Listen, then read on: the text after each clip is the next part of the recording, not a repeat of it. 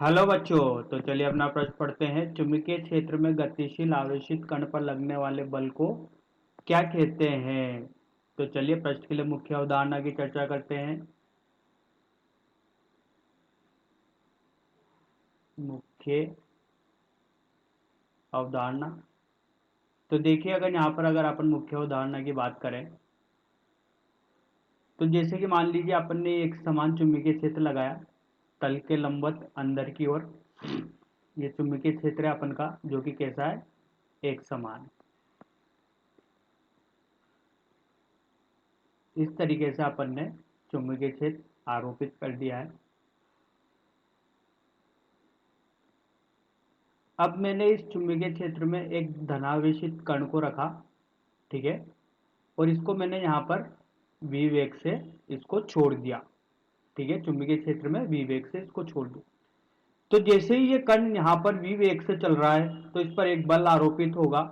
जो बल आरोपित होगा वो बल होगा अपन का चुंबकीय बल। और इसको अगर अपन यहाँ पर सदिश रूप में लिखे तो ये होता है q v सदिश, इसका सदिश गुणन होगा चुंबकीय क्षेत्र के साथ। ठीक है, तो यही बल इस पर आरोपित होगा धनावेशित कण पर, जो चुंबकीय क्षेत्र में गति कर रहा है। अब ये बल सदिश राशि होने के कारण यहाँ पर अपन को इसकी दिशा का भी ज्ञात होना चाहिए। ठीक है, इसकी दिशा का भी बोध होना चाहिए अपन को। तो देखिए, आपन का चुंबकीय क्षेत्र अंदर की तरफ है, आपन का कण इस दिशा में गतिमान है। ठीक है, तो अगर मैं मान लो मैं बात करूं सदिश गुणन की, तो जो इसकी जो दिशा निकलेगी वो निकलेगी v सदिश गुणन b के साथ। तो अपन को अपनी जो सीधे हाथ की उंगलियां है वो v की तरफ रखनी है, और उसको घुमाना है किधर की तरफ, b की तरफ। अगर अपन उसको घुमाएंगे तो अपन का जो अंगूठा होगा वो किसकी दिशा बताएगा, बल की दिशा बताएगा।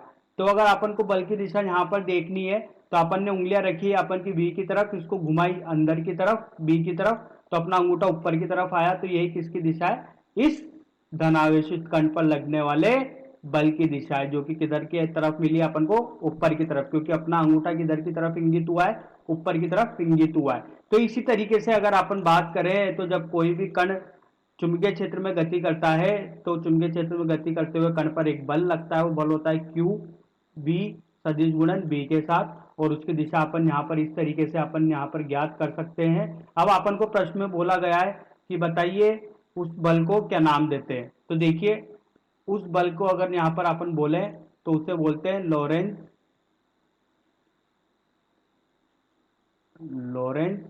बल बोलते हैं। ठीक है, और यही बल होता है अपन का एफ एम बराबर क्यू वी सदिश गुणन बी के साथ।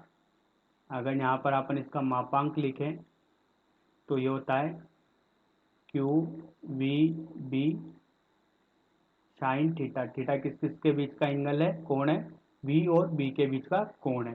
ठीक है, तो आशा करता हूं आपको ये समझ में आया होगा। धन्यवाद।